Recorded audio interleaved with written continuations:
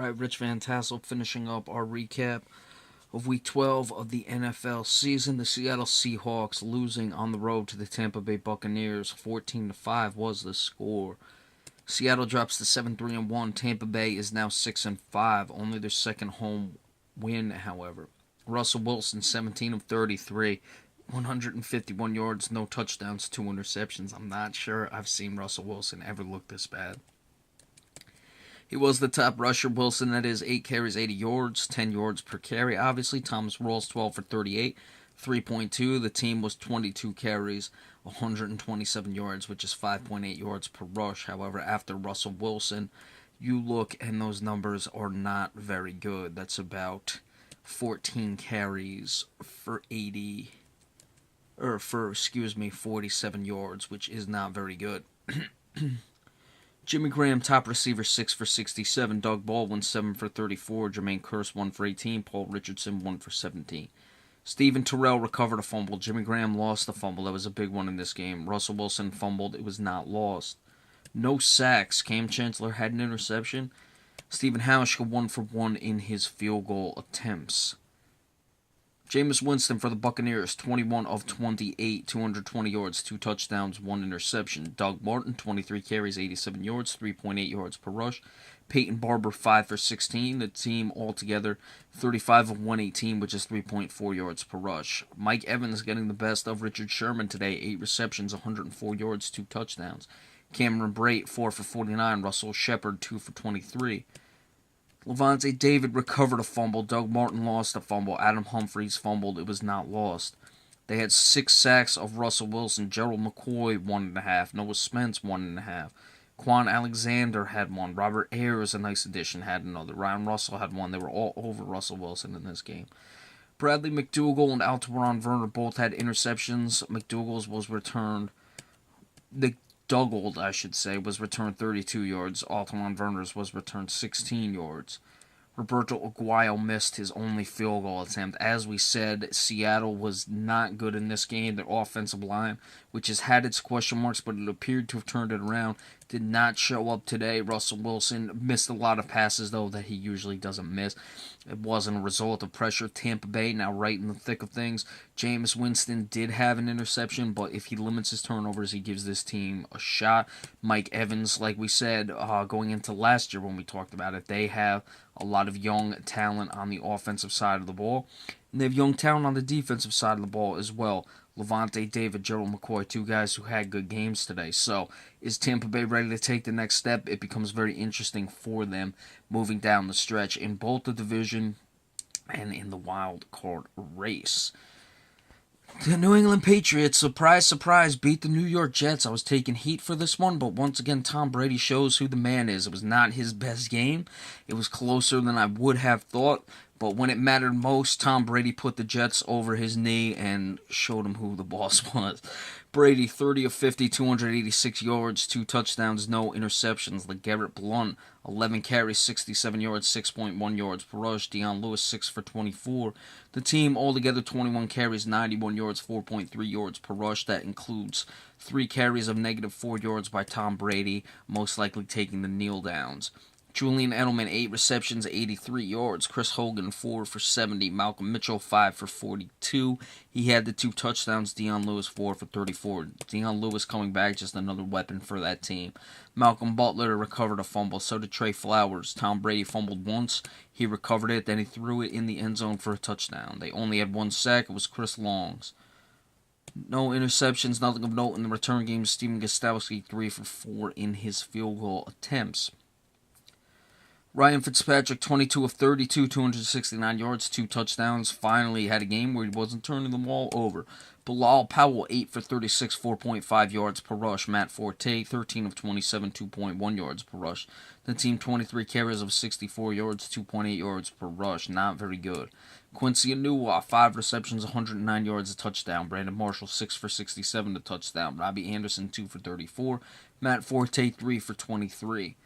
Jeremy Ross recovered a fumble. Ryan Fitzpatrick, I knew he wouldn't go a game without turning the ball over. He lost the fumble. So did Robbie Anderson. Buster Screen fumbled, and it was not lost. No sacks. Nick Folk 1 for 2 in his field goal. So we had 6 points, 3 each way for both teams coming down the stretch on field goal opportunities. For the New England Patriots, Tom Brady, he owns the Jets. I had someone commenting like I was out of my mind. Yeah, it's just simply fact, so he can, go take his comments somewhere else, I suppose, because I'm right and he's wrong. But Tom Brady, the Jets had the Patriots locked up for the most part in this game, but once again, Tom Brady, when it mattered most, came up big against the Jets. He owns the Jets. And you know what? I'm a Cowboys fan. Tom Brady owns the Cowboys. I'm not going to be biased and act like it's not the truth. So people can say what they want, but however, in this case, I am right yet again. To quote Jeff Goldblum from Jurassic Park, I hate being right all the time. As far as the Jets, turnovers again bit them. Their offense just nowhere near as sharp as it was last year, and that's why they're 4-8 or 3-8 and finishing out the string.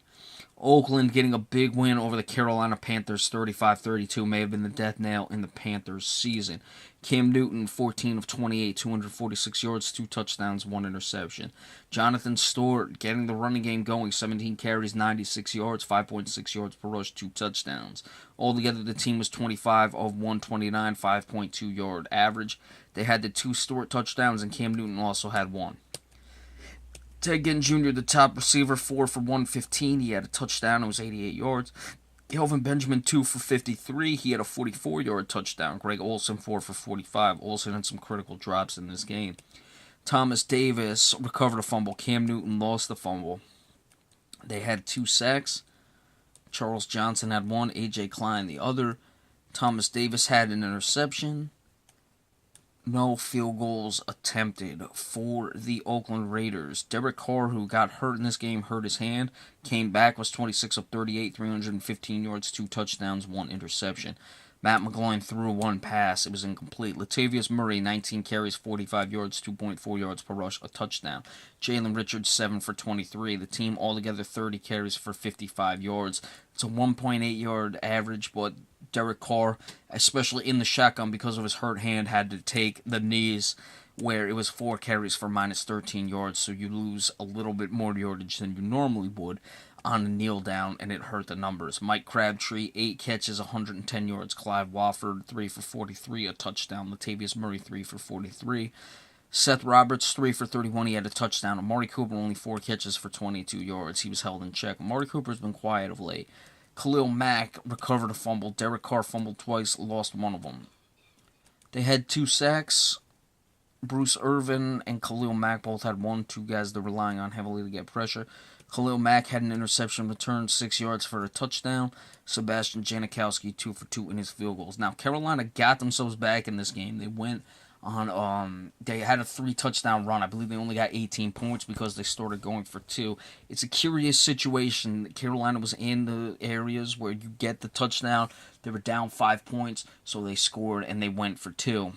Down 11 points, scored, went for 2, didn't get it, made them down 5 points, scored, went for 2, didn't get it. Now they lose the game by 3 points. They have missed an extra point. There's 3 points right there. It's a very tough one. I'm all in favor of just going for 2, like yesterday. Let's take the Michigan-Ohio State game, for example, where Michigan scored the touchdown in overtime and the 2 would have won it. That's when I like going for 2. I really don't care necessarily what's by the book or what's not by the book. But, as far as I see it, it's an area where, you're down 5, you score a touchdown, you go for 2. You don't want to, I'd rather lose the game by 3 points where, that's just what the difference is after the end of the game, than find out I'm up 2 points instead of 1 when I could be up 3 and the team kicks a field goal at the end to beat me by 1 point instead of beating me by 2 points when I could make it where they can't beat me at all. So that's the situation. Give Oakland credit getting the win. They're now 4-2 at home. They are 9-2. Someone's going to lose that game tonight, so they'll have a pretty nice path to the playoffs, at least the division. They'll still have some work to do. Carolina, like we said, may have been the end to their season. Really tough one. I thought they were going to come away with it, but they just could not. Alright, so that's it. Remember to stay tuned tomorrow for the preview of the Monday night game between the Philadelphia Eagles and the Green Bay Packers, game with big playoff implications. I probably will not stay up to watch the rest of the game tonight between the Broncos and the Chiefs. Remember, we appreciate all subscriptions. I will probably do the Celtics report at some point tomorrow, maybe later on tonight. But be sure to stay tuned as well. Thank you so much. Have a good night.